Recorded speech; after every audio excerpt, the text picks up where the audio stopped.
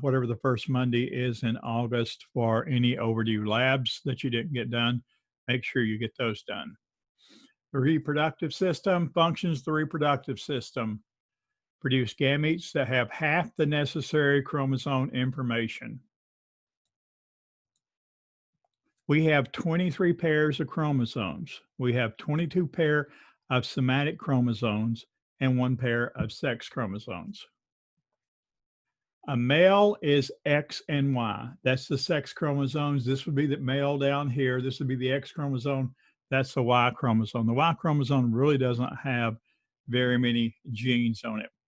If you want to know how chromosome 1 and chromosome 2 and chromosome 3 and chromosome 4 got their numbers, when they originally done this, they used to take pictures of them, then we'd cut them out and they put them together by length. So chromosome number 1 obviously is the longest one, and it goes by that way. The female is XX. Hormones and sex determination. Female is the default sex. So everybody essentially after fertilization and during the process of development is a female unless they have the Y chromosome present. So if they have the Y chromosome present, a number of different things will happen, but they don't have the Y chromosome present, and they will be a female. So everybody defaults as female. All fetuses start the same. You have a mesonephric Wolferian duct and a paramesonephric Mullerian duct. You have these two ductal systems. So you have a Wolferian duct here and a Mullerian duct. Mesonephric duct, paramesonephric duct are Mullerian ducts. If you take a course in embryology, you'll learn this in detail. The Y chromosome has a gene called the SRY, sex determining region Y. Y chromosome doesn't have very many genes. So females have 2 X chromosomes. The other X, obviously, they have a whole lot more genes on the other X chromosome. The Y chromosome doesn't have very many genes. It does have this SRY, sex determining region gene, okay?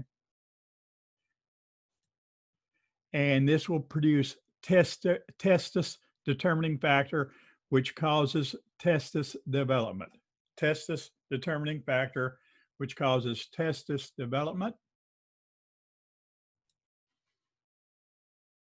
And it will inhibit it has Mullerian inhibiting factor, which will cause degeneration of the paramesonephric ducts and maturation of the mesonephric ducts into the vas deferens, okay? So if you have that specific, if you have a Y chromosome and you have that specific gene, okay, it will produce the Mullerian inhibiting factor, which will cause degeneration of one of the 2 ducts. And then the other remaining duct will mature into the vas deferens. Well, guess what? In a female, just the opposite happens, okay? Just the opposite happens. In the absence of the SRY, the paramesonephric ducts develop into the fallopian tubes and the mesonephric ducts degenerate. So that's something you ought to know. So this is just this is an example of a male and a female. We're going to look at this because it does show some parts here. This is a male. This is the testes, okay? These are efferent ductules that are going to carry sperm to the epididymis here. This is the ductus deferens or vas deferens, okay? This is the seminal gland. Where the seminal gland and the vas deferens join, you have the ejaculatory duct. You have the ejaculatory duct, and so this is the seminal gland, okay? You have the bulbourethral gland and the prostate gland.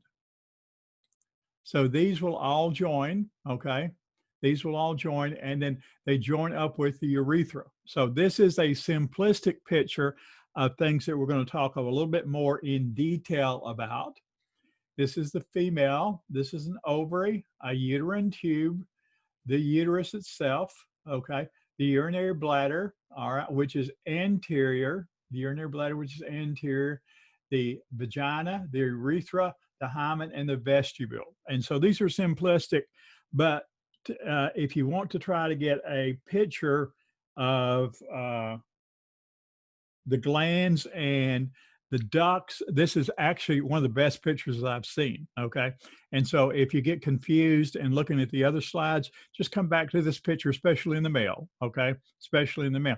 Now, the female, the hormone complex and the cyclic development is much more in detail, but the male anatomy is much more in detail in regards to this ductal system. Male reproductive system, parts of the male reproductive system, the gonads. These are the testes right here. These are the gonads. They are the organs producing the sex cells or the gametes. The thing you need to remember about the gametes, those are the only cells in the body that are haploid. Haploid means carrying half the genetic material. So that would be 23 chromosomes. So that would be one of each one of the chromosomes, except in a male, it would be either an X or a Y chromosome, because the male has its two sex chromosomes are an X or a Y. So you would either get an X or a Y, and the female, you'd have an X chromosome. So everywhere else in the body, mitosis occurs. Okay. So this is another one of those take home points. Everywhere else in the body, mitosis occurs. Only in the sex organs and in the sex cells, okay, are gametes produced, and gametes contain half of the normal complement of genetic material. We normally have 46 chromosomes. We have 23 pair. A gamete, whether it be an egg or a sperm, contains 23 chromosomes because those are going to get together, okay, 23 and 23 from each of the parents and going to form an organism, okay? They're going to form an organism. So remember that. That's the only place in the body that meiosis occurs. And remember, meiosis has two stages. That's prophase 1, prophase 2, metaphase 1, metaphase 2, anaphase 1, anaphase 2, and telophase 1 and telophase 2. The ducts you have are the epididymis. This is the epididymis. You have the ductus deferens. So you have the ductus deferens or the vas deferens, okay? You have the ductus deferens or the vas deferens. You now have the seminal vesicle. You have the ampulla of the vas deferens or ductus deferens. These are going to combine. Where they combine here, this forms the ejaculatory duct. The ejaculatory duct is not very long, okay? When that combines then with the drainage tube from the bladder with the urethra, that becomes the urethra, okay? This is the prostate here. They are three glands associated with the male anatomy. They are the seminal vesicle or the seminal gland, okay, the bulbourethral gland, and the prostate gland. So this is what I was talking about when I referred to the other diagram, because the other diagram is much simpler in comparison to this diagram. So these are for storage and transport. The accessory glands are the seminal vesicles, the prostate, and the bulbourethral gland, which produce the fluid portion of the semen. Copulatory organ is the penis, which delivers semen to the female reproductive system. They are support structures for the testes. Remember, the testes are housed outside of the body proper. Support of the testes is the scrotum. It's actually an outpocketing of the abdomen, the abdominal wall, and contains a lot of the structures of the abdominal wall. And as you can imagine, they are called different names. We actually have two muscle layers. We have a cremasteric muscle layer here, and we have a dartos muscle layer. So we have two muscle layers here. We have a tunica vaginalis, which is from the peritoneum, and we have a tunica albuginea, which is the tough fascia overlying the testicle, the tough fascia overlying the testicle. We have a testicular artery, and then we have this pampiniform venous plexus. The problem, one of the problems with the pampiniform venous plexus, it drains directly into the vena cava, or has an almost direct communication into the vena cava. So for somebody with testicular cancer, if you get metastasis that's not picked up by the lymph, you get metastasis that's not picked up by the lymph, then all of a sudden that metastasis is in the vena cava, and then you can have metastasis all over your body.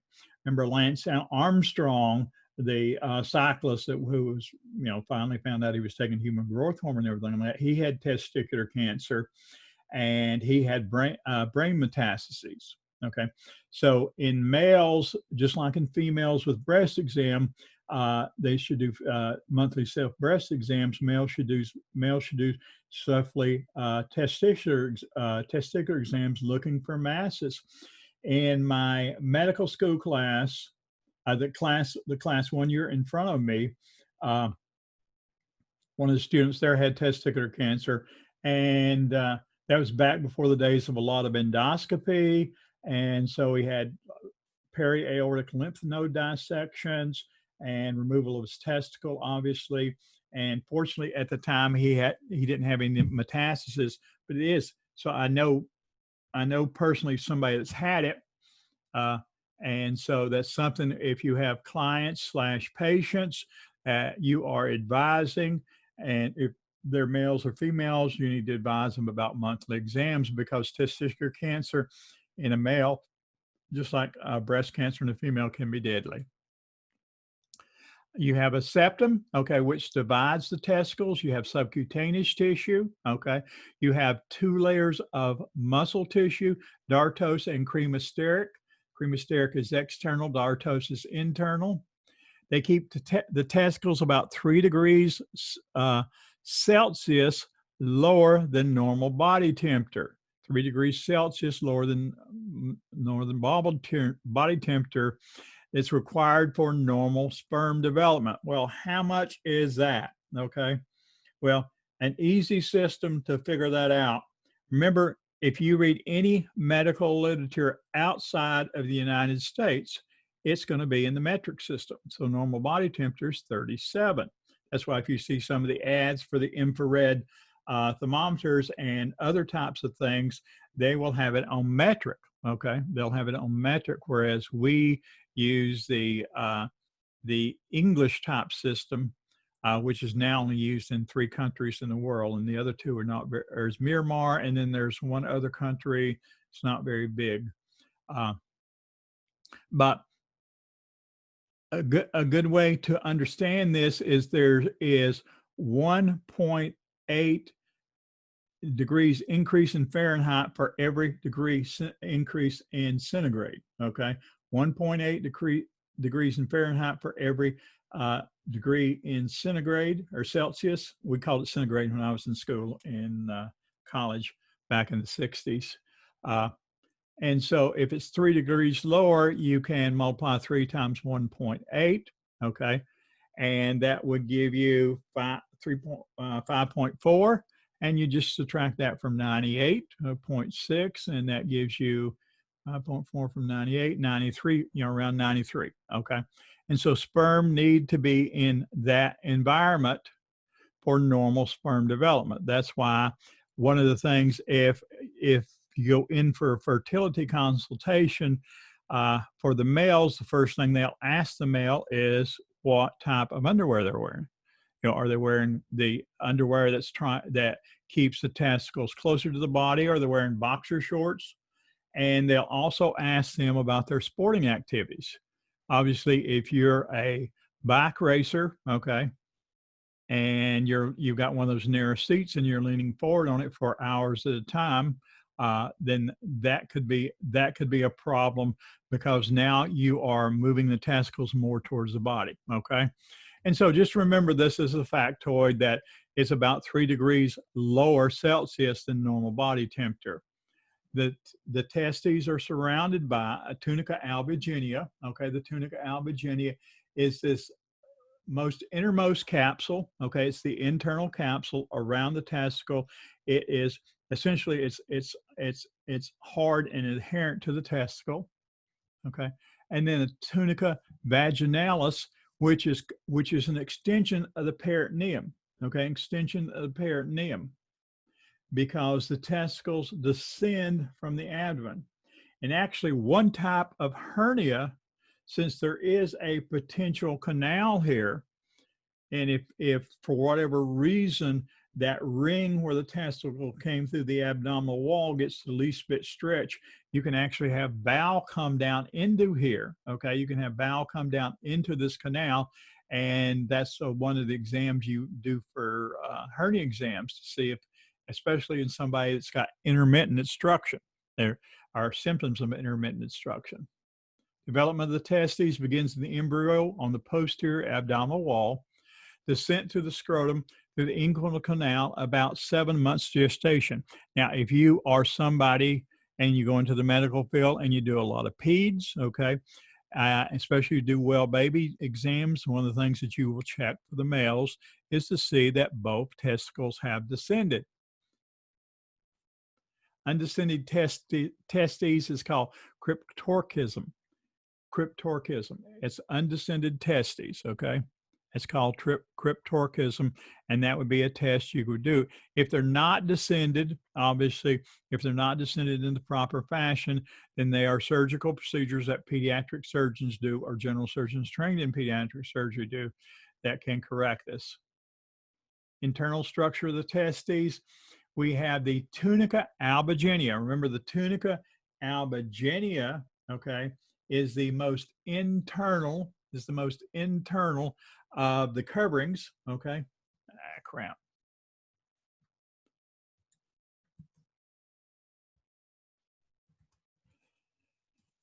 And what it does, it divides the testes up into lobes, okay, which are called seminiferous tubules, okay? The testes are divided up into lobes, and you can see these lobes here. These are called seminiferous tubules, okay? Remember, the tunica vaginalis is the external, okay, is the external covering. It's an extension of the peritoneum, okay? While we're looking at this, we have the seminiferous tubules, which are going to drain into the ready testes. Ready testes, we'll talk about this in a little while, then drain into the efferent ductules, okay, and then drain into the epididymis. Okay, this is the epididymis. This is the epididymis. So the steps here is we have seminiferous tubules, okay. The tunica albuginea has divided the testes by sending septums down into there, into these sections, and these sections here with these where sperm is produced is called seminiferous tubules, okay. Then as the sperm is produced, it is collected in the ready testes, is then transported by way of the efferent, okay, afferent to efferent ductules out of the testes to the epididymis. And sperm usually matures in the epididymis and awaits any needs that sperm may, any needs that the male might have.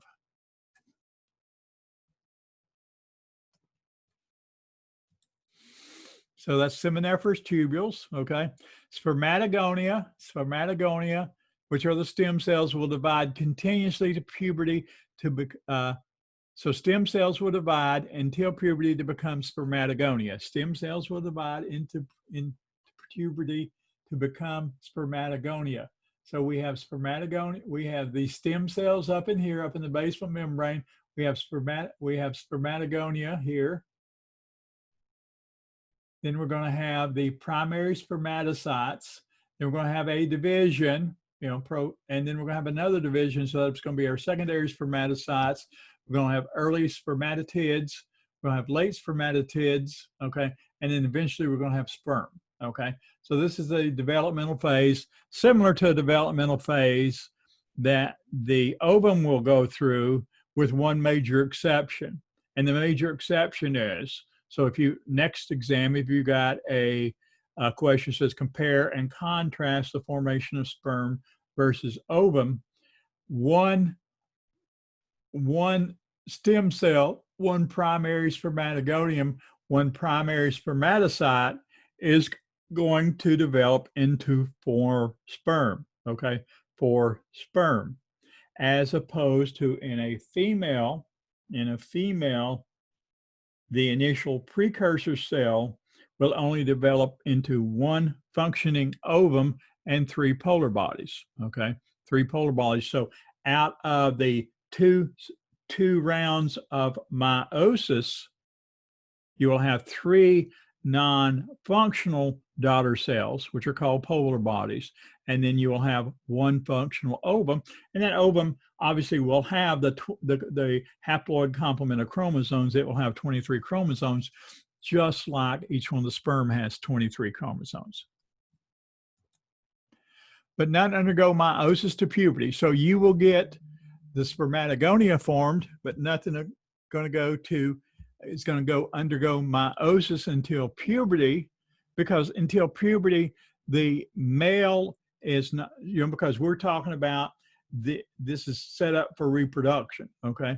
The male has not gone through the testosterone release, testosterone surge, maturation, so for to be able to have the ability to reproduce. So there's really no sense in the sperm to undergo meiosis until this time.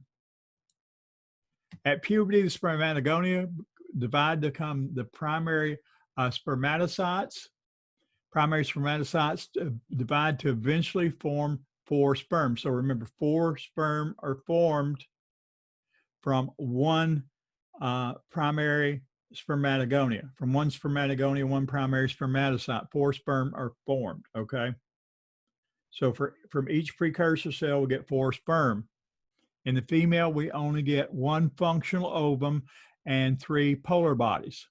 Secondary spermatocytes divide by meiosis, and it is at the level of the secondary spermatocyte division where the chromosome number is actually divided, okay? Before then, we have doubled our chromosomes, okay? But we have had 1 division, so we still have 46 chromosomes. We still have 46 chromosomes. At the second division, the chromosome complement is divided, and now we have 23 chromosomes in each. So we have a copy of each one of the chromosomes, 1 through 22. And then we will either have the X, if it's a male, we're talking about males, we'll either have the X chromosome or the Y chromosome. Spermatotids, small round cells. These are these spermatotids here. Spermatogonia shed cytoplasm and form a tail. So they have become a single purpose cell, okay? A single purpose cell. Just like the red blood cell essentially extrudes all of its organelles, and if it extrudes all of the organelles, including its mitochondria, how does it make energy? Well, we have 3 ways of making energy: glycolysis, the Krebs cycle, and the electron transport chain. If the Krebs cycle and the electron transport chain, both of which occur in the mitochondria, require oxygen. If we don't have mitochondria, the only thing we can have is glycolysis, okay? And of the 3, glycolysis makes the least amount of ATP. Krebs cycle makes more than glycolysis does, but electron transport chain makes the most ATP. So I've just told you answers to 2 of the questions, 2 of the objective questions on the test, okay? That's one of the reasons to come to the lecture. So it sheds its cytoplasm because it has now become a unifunctional cell. The whole purpose of the sperm is to penetrate the egg. Sustenocytes are Sertoli cells. These are the sustenocytes here, the Sertoli cells. They support and protect the developing spermatid. They secrete inhibin. Inhibin paces spermatogenesis, and they secrete androgen binding hormone. Well, what androgen binding hormone are we talking about? We're talking about testosterone, okay? That would be the androgen binding hormone that we're talking about. We also have interstitial cells, Leydig cells that secrete testosterone. We also have interstitial cells, Leydig cells, which secrete testosterone. Hormones and influence of sperm production.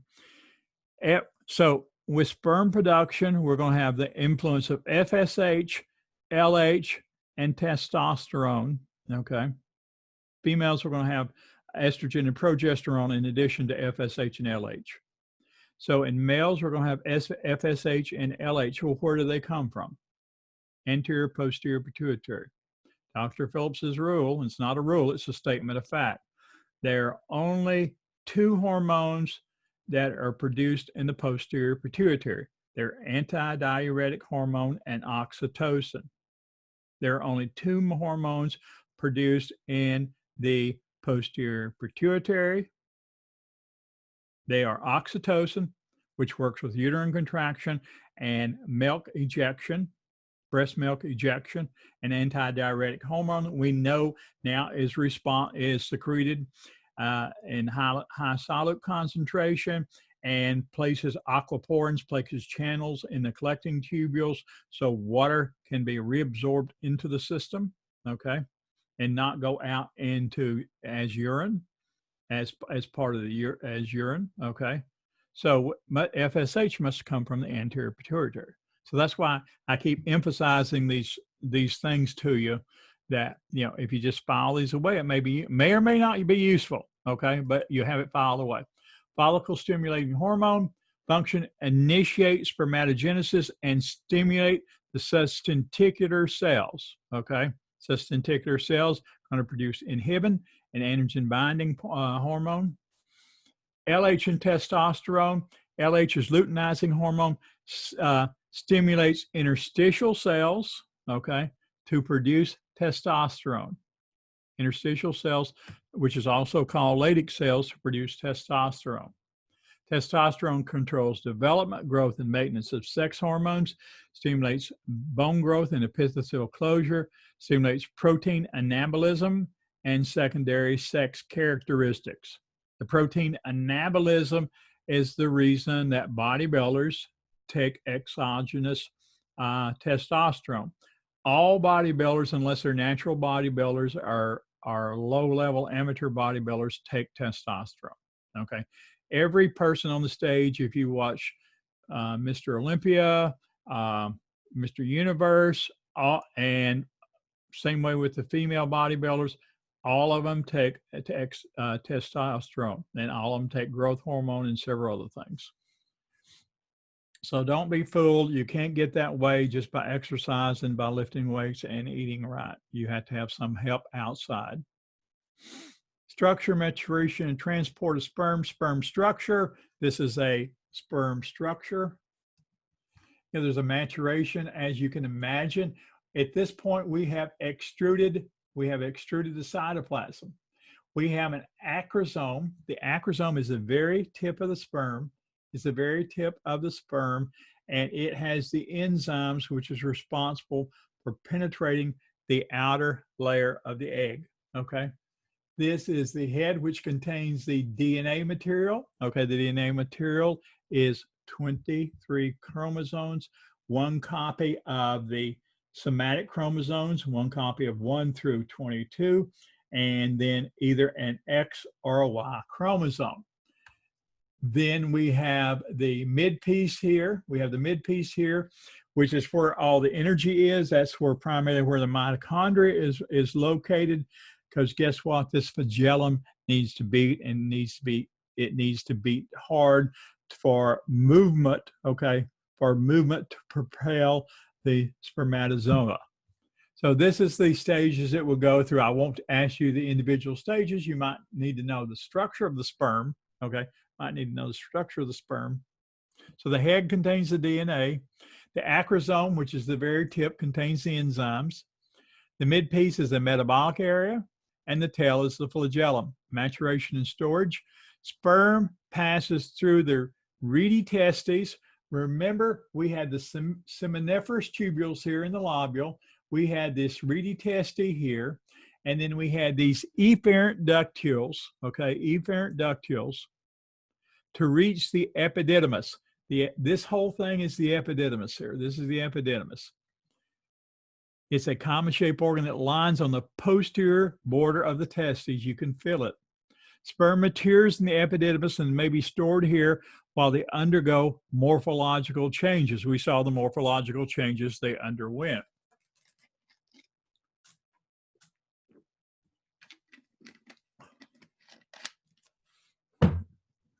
Sorry, I had to take a drink of my favorite breakfast beverage, Coca-Cola, which is my favorite lunch beverage and dinner beverage and go to bed beverage. Sperm mature in the epididymis. So remember the structure: seminiferous tubules, reedy testi, efferent ductules, and now the epididymis.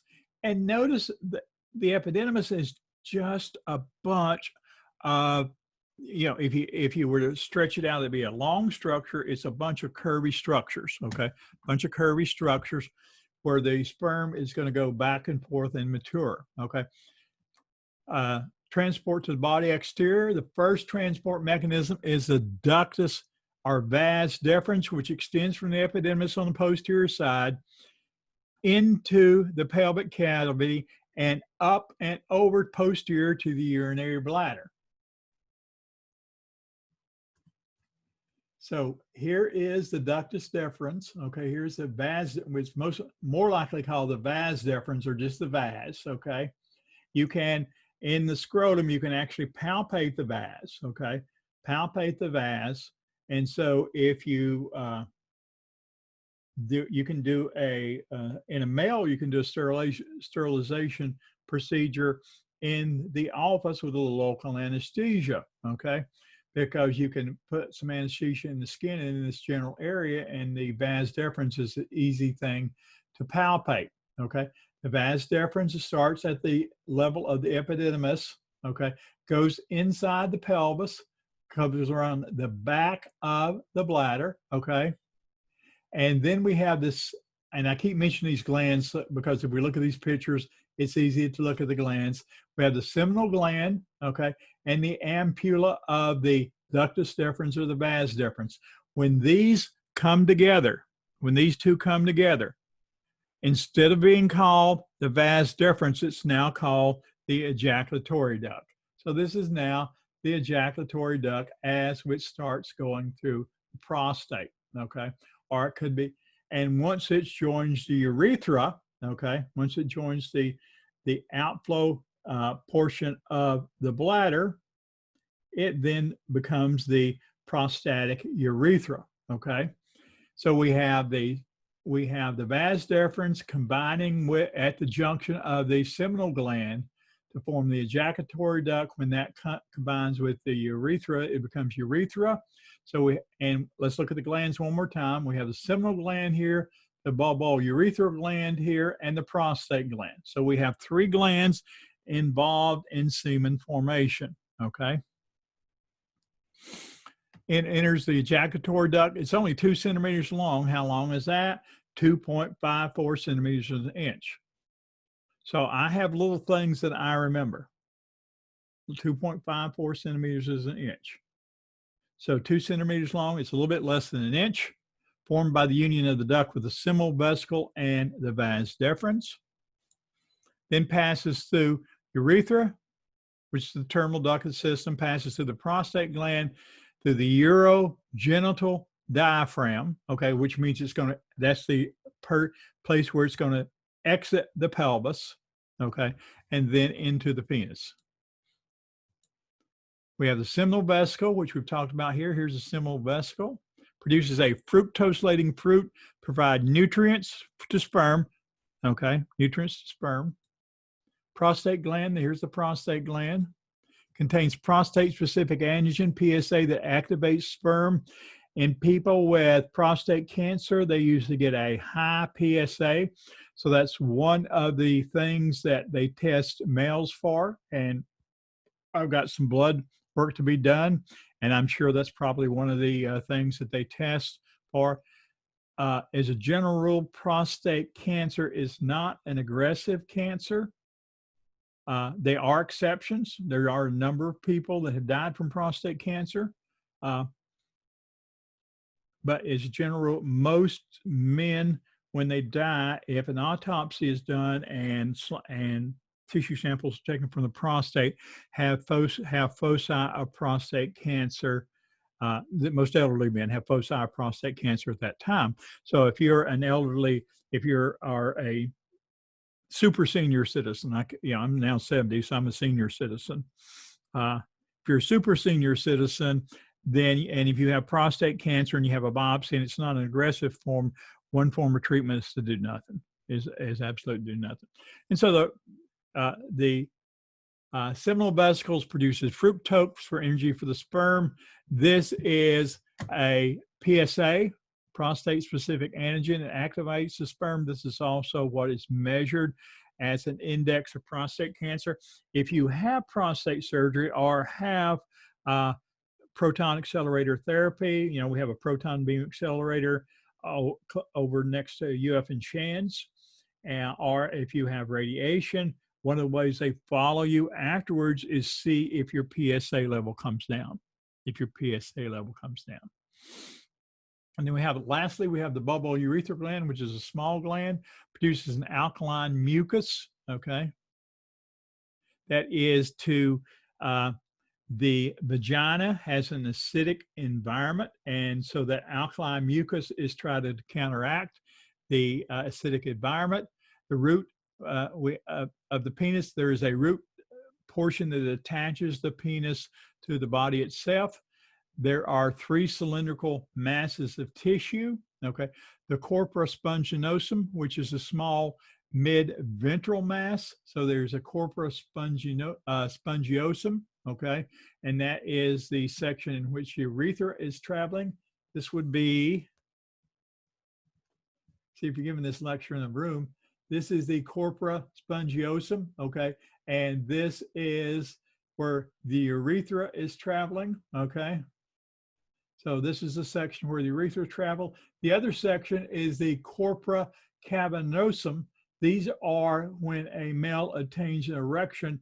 These are where the blood-filled areas are, okay? The blood-filled areas are. Corpora cavernosum are 2 dorsolateral masses, okay? Dorsolateral masses. Glans is slightly enlarged distal region. Right here is the glans, covered by a foreskin. Male sex sac, erection secretion of bulbourethral gland. So erection and secretion of the bulbourethral glands are under parasympathetic control. Okay, parasympathetic control. The male sex sac actually has both sympathetic and parasympathetic components. Parasympathetic impulses from gray matter to sacral segments of spinal cord causes release of nitrous oxide locally. Most ED treatments, okay, whether it be Viagra, Levitra, or Cialis, they cause the release of nitrous oxide, okay?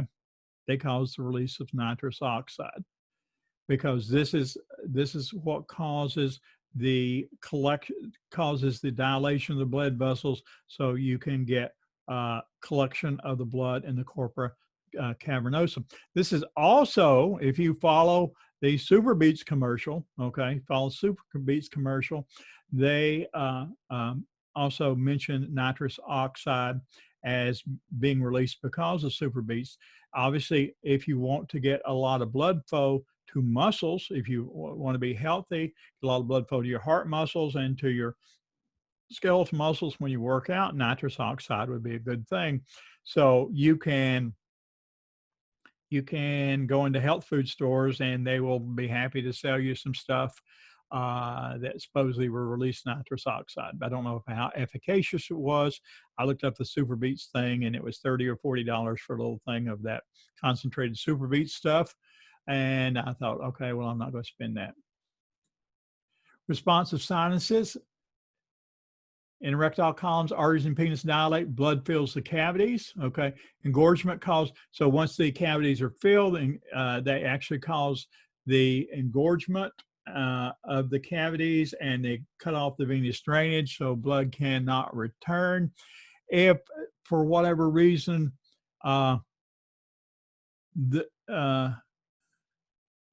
you're not able to lose the blood from those cavities, okay, from those cavities after you've completed the sex act, the venous system is not working, the vessel, it stays pinched off, whatever happens there, then you get a condition called priapism, okay? You get a condition called priapism, and priapism will usually require a visit to the emergency room. Emission ejaculation is under sympathetic control. So erection is under parasympathetic control, but emission and ejaculation is under sympathetic control. You get peristaltic contractions in the ducts, okay? And they propel the sperm through the urethra.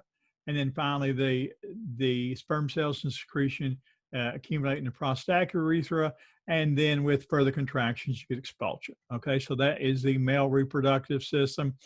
The anatomy is just not real complicated, not compared to the nephron of the kidney. Nephron, well, I mentioned in the introduction to the lab, the kidney chapter and the chapter after the kidney is probably two of the hardest chapters in anatomy and physiology too.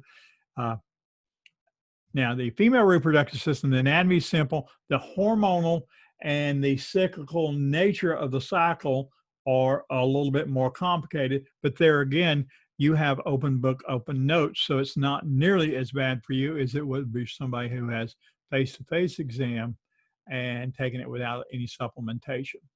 You have the ovaries, which are the female gonads. So you have testes, the male, ovaries in the female, and they are what produce the gametes. Gametes are cells, sex cells that have a haploid. Haploid means half.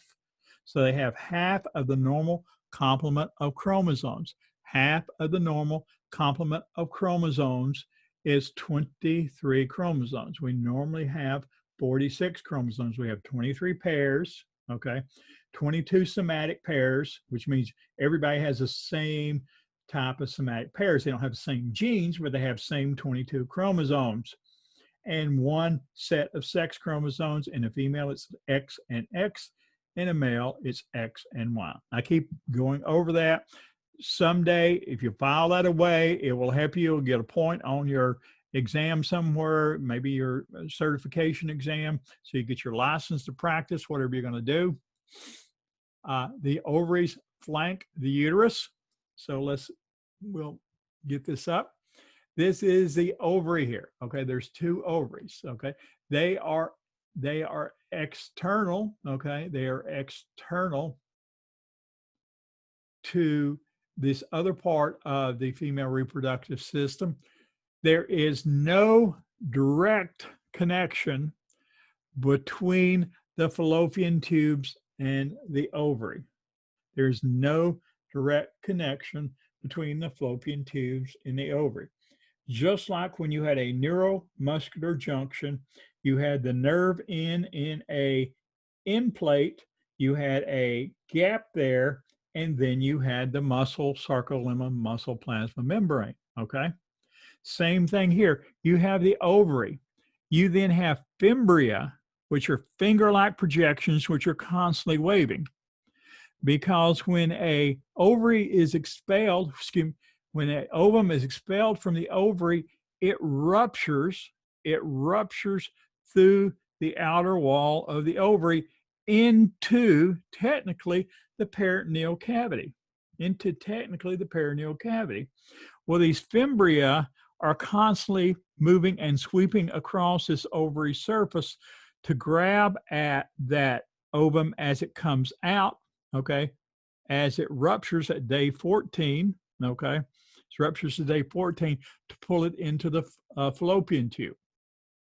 there are a number of ligaments that attach not only the uterus, but the fallopian canal. They are the ovarian ligament, the broad ligament, the suspensory ligament. If you were doing surgery in this area, you'd want to know where the ligaments were. This is where the blood vessels for the ovary are. This is the ovarian, this is where the blood vessels are for the uterus itself, okay? They are parts of the fallopian tube, okay? There is an infundibulum, okay? There are fimbria, there's an infundibulum here, okay? There is an ampulla here. An ampulla is a widened area. And then there is an isthmus, right, where it narrows right before it goes into the uterus, okay? You can have fallopian tube pregnancies, okay? You can have fallopian tube pregnancies. If you get repeated infections in the pelvic area, you can block the fallopian tubes. And so the ovum, even though it's captured by the fimbria and transported down the fallopian tube, will not be able to reach the uterus for implantation. And so if you have, there again, if you have a fertility consult, and it not only could not be another possibility, it could be a congenital abnormality. So one of the things, if you're doing, I told you some of the things you do for the male, find out, and obviously you do a sperm count too. But in the female, you might need to, obviously the male test is easiest to do, and if there's not an adequate number, if there's not adequate mobility, okay, or if they're not capable of causing implantation, or they're not mature. That's what I'm looking for, not mature.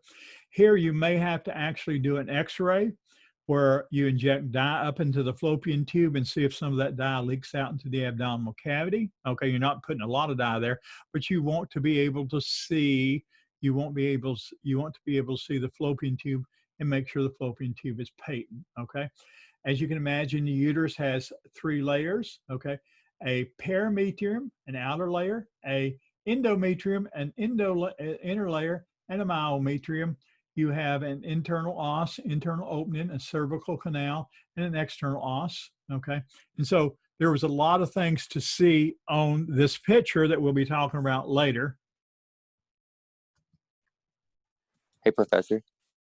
Yes? Is the reason women have cramps is because the large ovary is traveling down like a smaller uterine tube? The ovary? Yeah. No, it would be the ovum. The ovary is not traveling down the, it's the ovum is released from the ovary actually is outside this whole system. The fimbria are, sweeping across the ovary, but the ovary is out, it doesn't go down the fallopian tube. It is the ovum that's released from the ovary. It's the gamete, the one gamete that's released in a month. It's what's going to travel down the fallopian tube. Gotcha. Okay, so the ovary just sits there. Okay, the ovary has suspensory ligaments, and it's going to sit there, and so one of the differential diagnosis, if you have a female patient who has right lower quadrant pain, you need to find out what stage she is in her cycle, because around day 14, when the ovum is ruptured, there's associated pain with the ovum being ruptured, and that's actually got a name called Mittelsmurz, okay? How I remember that is I was asked that one day when I was on my OBGYN rotation as a medical student, and I didn't know what it was. And so those things you always remember. Oh, clue to you, if you're making rounds with your attending, okay, with your mentor, with the head of the service, whatever service you're on, making nursing rounds with the head nurse, and you're a student, and they asked you a question, and you don't know, that's okay, because there's no way in the world as a student you're going to know the answers to all the clinical questions. But be sure that night you look that question up, because if they're a good attending, a good mentor, a good head, a good chief, they're going to ask you that same question the next day. So that's just a word to the wise. And I saw that time and time again, especially when I got down to Gainesville and was in my plastic surgery fellowship. Medical students would rotate around. Our attendings, okay, would ask them questions, and I would take them aside and I said, whatever you do, look up the answers to this because you're going to get asked tomorrow. So that's just another thing to file away. Anatomy includes a interconnective tissue medulla and an outer cortex. We're going to take about a 5-minute break. I'll be right back.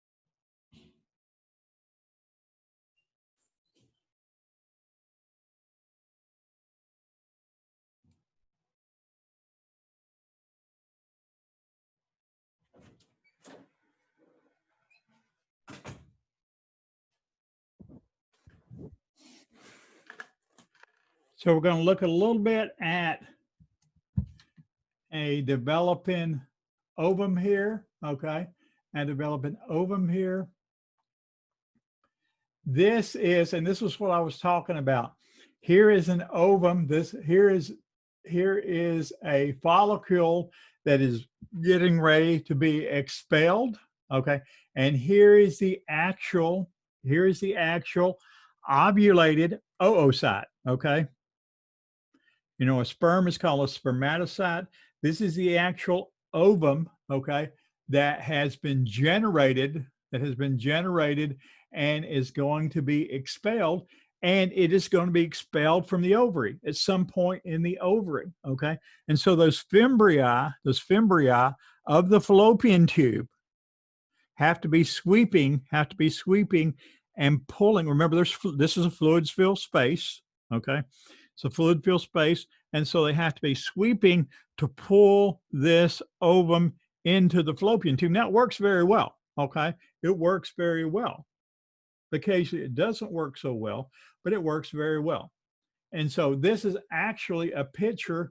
This is the stage, okay? This is the Graafian follicle, where it's a stage where it's getting ready for expulsion, okay? And this is where it's actually expelled. And this is a corpus luteum, which is going to develop later down after the ovum is expelled.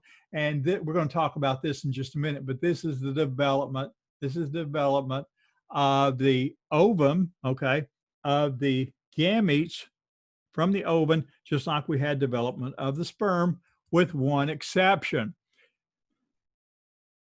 So remember, the ovaries are outside of the system. There is no direct connection between the ovaries and the fallopian tubes. There is a potential space there, but you have these fimbria that are pulling, you know, essentially sweeping this area to pull the ovum into the fallopian tube, okay?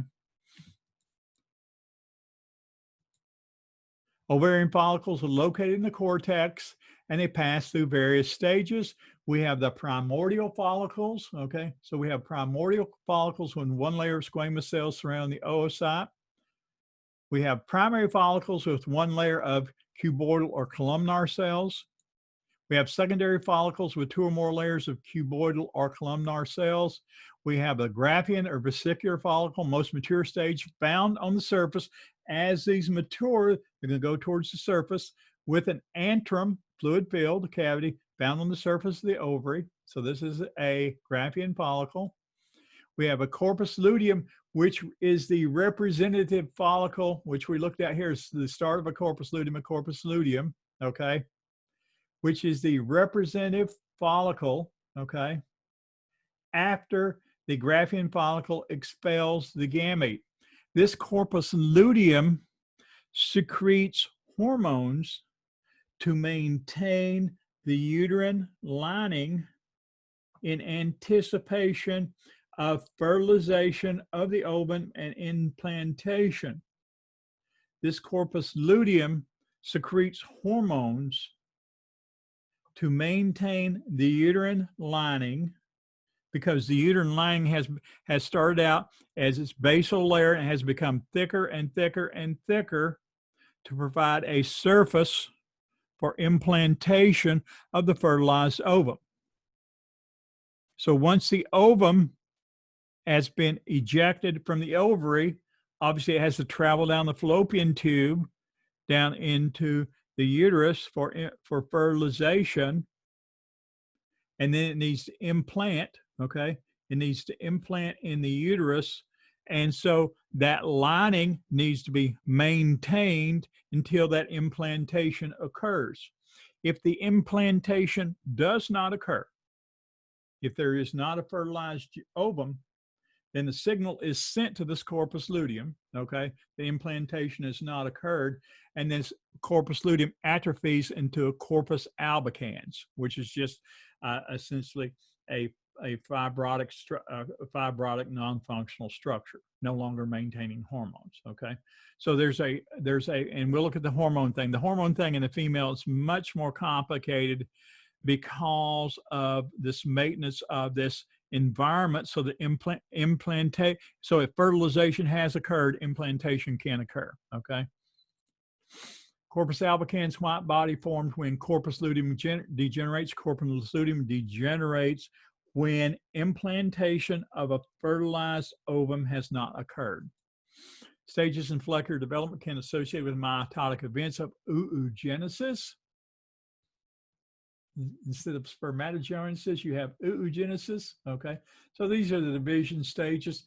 If you look here, this is the formation of the first polar body. So just like our division in our sperm, just like our division in our sperm, when we underwent meiosis 1, we had a secondary oocyte and our first polar body, okay?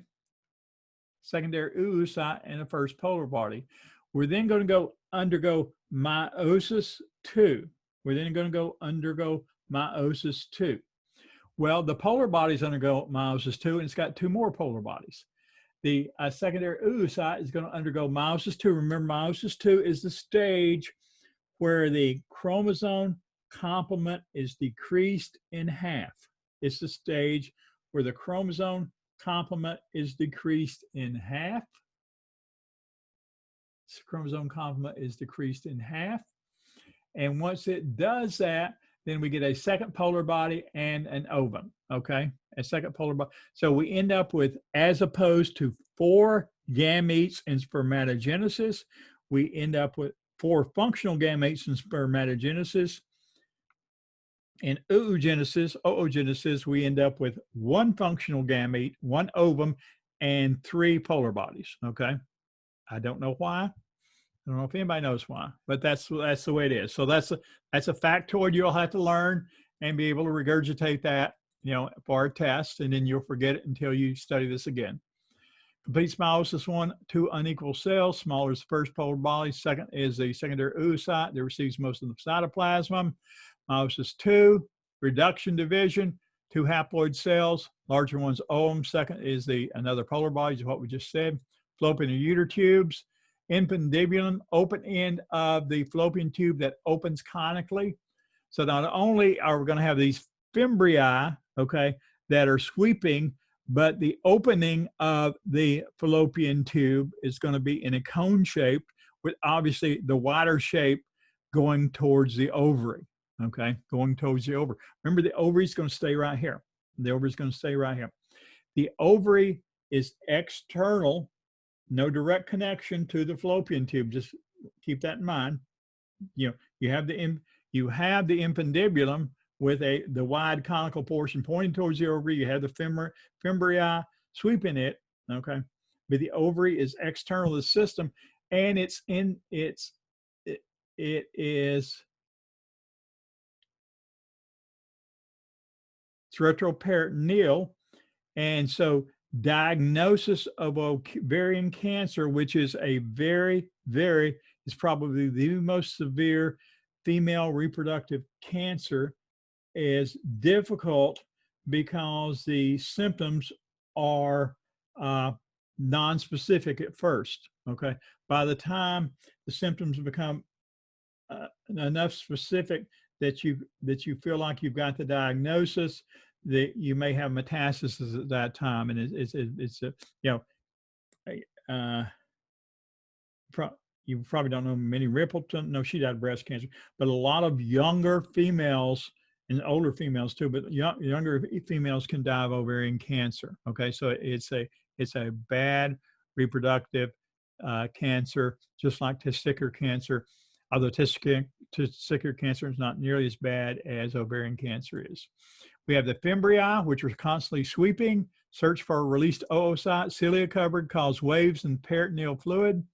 We have the ampulla, which is the dilated area here. Okay, curve in the fallopian tube as it curves towards the uterus. Okay, we have the isthmus, which is the smaller contracted area where fallopian tubes connect to the uterus. Histology, you know, ciliated columnar cells, secretory cells, smooth muscle, muscularis, circular and longitudinal, serosa function, convey oocyte to the uterus, site of fertilization. So the actual fertilization occurs in the fallopian tube just before it goes into the uterus. Okay. If it does not go into the uterus and starts growing, you can actually have a fallopian tube pregnancy that needs to be recognized. The uterus is located in pelvic cavity, anterior to the rectum, and posterior and superior to the urinary bladder. Okay, so when you because the bladder is just anterior to the uterus, because when a woman gets pregnant, presses on the bladder. So that's one of the reasons that they have to go to the bathroom a lot, because the capacity of the bladder significantly shrinks down because the gravid uterus, you know, the enlarged uterus swells up. Anatomy, fundus of the uterus, fundus is it's that portion above where the fallopian tubes come into the uterus, the body. This is the body. Major portion of the uterus. The isthmus is the narrowing portion, okay? Slightly narrowed region between the body and the cervix. The cervix is the opening to the uterus, okay? Inferior next that connects to the vagina. Cervical nail, within the cervix, there's an internal external os, which has the cervical nail in it. Histology, perimetrium, outermost serosal layer, okay? Serosa is the covering of the abdominal structures, okay? Myometrium, that's the smooth muscle. The endometrium, so when somebody gets myometriitis, okay, and then the endometrium, you can get endometriitis. There are a lot of problems associated with the female reproductive tract, okay.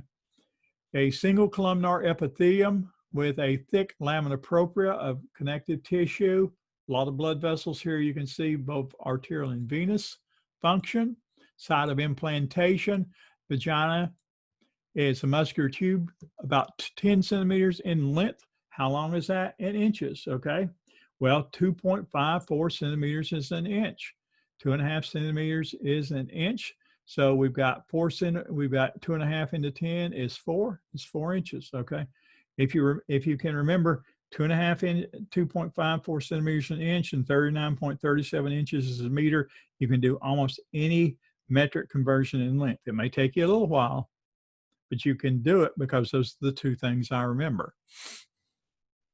And 454 grams weigh a pound. Extends from the cervix, opens into the vestibule. That's the opening. It's between the bladder, urethra, and the rectum. So it's located, here's the rectum here, and the bladder's up there. Histology, Adventitious, fibrous, fibroelastic tissue. It's got muscles, you can imagine. Epithelium, stratified squamous epithelium. Remember, anytime you're getting close to an opening where there's a possibility of trauma, you're going to have stratified squamous epithelium. Function of the vagina, inferior portion of the birth canal, passageway for menstrual blood flow, female copulatory organ. The vulva are the outer coverings, okay? You have a labia minora and a labia majora, okay? And you have a sensory organ also. Mammary glands produce milk, development in milk production, little development in non-lactating females, okay? Actually, all males and females can get breast cancer. Males can get breast cancer. If males get breast cancer, then it's usually diagnosed late, and it's almost always metastasized, and it's a bad disease to get. But males, although their breast tissue is not developed, okay, they still have breast tissue. Little development in lactating females. The breast consists of breast tissue and fat. Progesterone, estrogen, lactogen levels during pregnancy target milk producing tissue to develop but inhibit actual production of milk. Okay. Prolactin stimulates milk production. Oxytocin promotes ejection. So this is one of the posterior pituitary hormones. Oxytocin. Okay.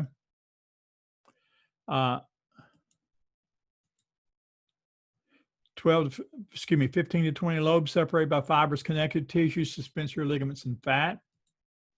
Lobules within lobes composed of milk-producing alveoli. Lactiferous ducts drain and store milk, storage in the ampulla. We're just going to go through this fairly rapidly. Open into the nipple where the milk system is drained. The other thing about oxytocin, it causes uterine contraction. So if you've ever heard of somebody being hooked up to a Pitocin drip, okay, to stimulate uterine contractions, that's essentially oxytocin. Female sex act, production and release of lubricant under parasympathetic control, okay, sort of the same type of thing. We had erection and release of production in the bulbourethral gland.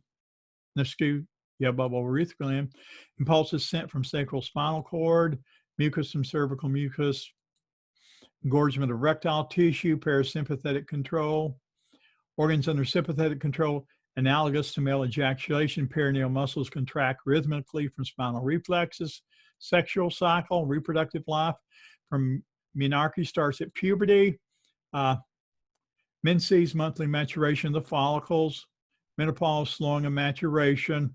So once you reach puberty, you're going to have menses, which is just getting the uterine lining ready after ovulation, getting the uterine lining ready for implantation if fertilization occurs. And it goes on a monthly cycle. Slowing of maturation, amenorrhea, cessation of menses.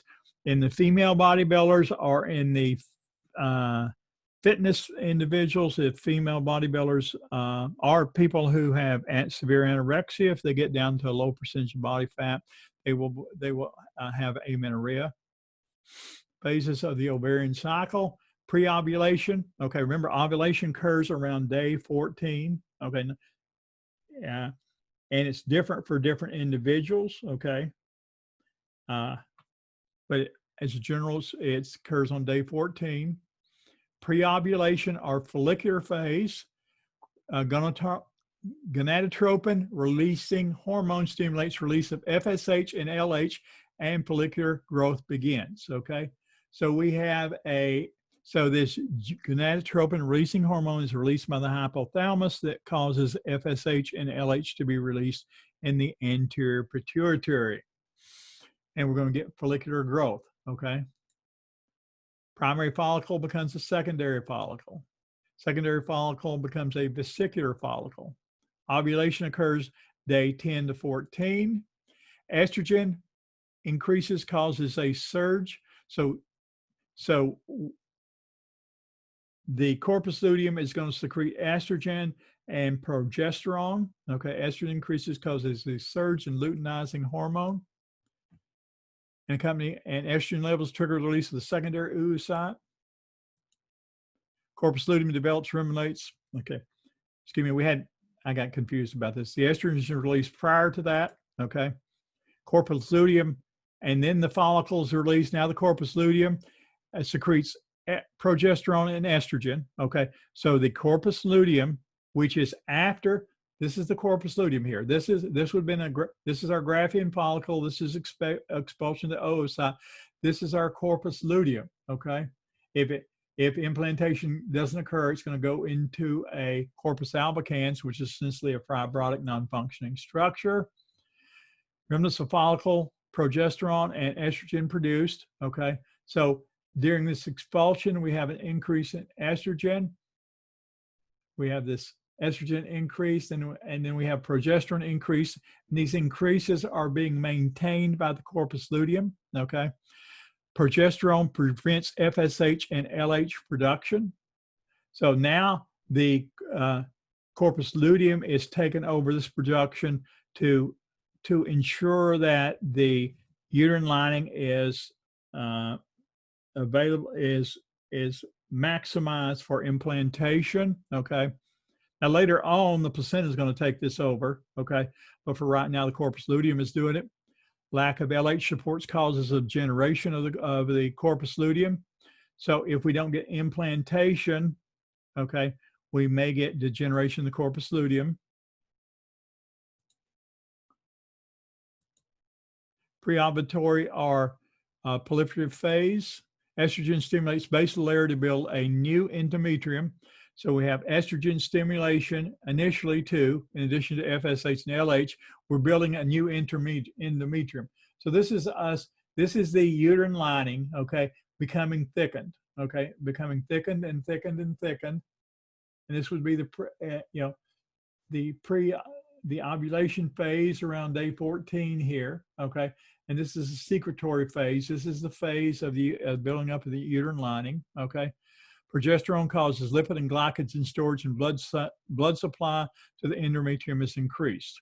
So this whole thing, you remember progesterone is going to be secreted, going to be maintained by the corpus luteum, and we're getting the lining ready for implantation if fertilization has occurred. If fertilization hasn't occurred, there's going to be no implantation. If that occurs, then we're going to have sloughing. So we have no progesterone and estrogen called sloughing of the endometrial epithelium. Okay. And this is just a schematic. Okay. The things I want you to take away are to know what hormones are involved. It's FSH, LH, estrogen, and progesterone, knowing which the corpus luteum, which ones it maintains. What happens if there is no implantation? The corpus luteum is going to degenerate in the corpus albicans, and having a general idea of these phases. But there again, it's so much easier for you because it's going to be open book, open notes, as opposed to not having open book, open notes. These are methods of contraception that are in these slides. I didn't see them in the notes. And this just mentions abstinence, not only 100% effective. A rhythm method, 2-3 days, failure rates 25%. Mechanical methods, condom 14 to 21%, diaphragm 20%.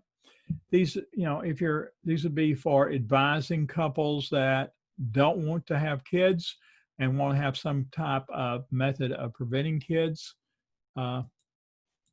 Chemical methods, spermaticides and things like that, about 0.25%. You can have birth control pills, okay? You can have different types of birth control pills which have different levels of progesterone and estrogen, okay? And so they decrease FSH and LH, prevent ovulation, much lower failure rate if you get and the name escapes me, a capsule, an implant into your forearm, which provides methods. Get vasectomy and tubal ligation. Failure rate for vasectomy is 0.15%. And failure rate for tubal ligation is 0.5%. So both of those are the best methods. Obviously, you can, if at some point you wanted to rehab kids, you can have unless you took a major portion of the fallopian tube out, you can have those reconnected. It's a no guarantee that's 100% certainty that those connections will be work again. Okay. This is talked about. This is surgical method here. Like I say, in the male, it's a local procedure in the office. When I was an intern, I used to get called to one of the offices over the Methodist Tower or somewhere like that because the surgeon's nurse didn't, her religion prevented uh, sterilization.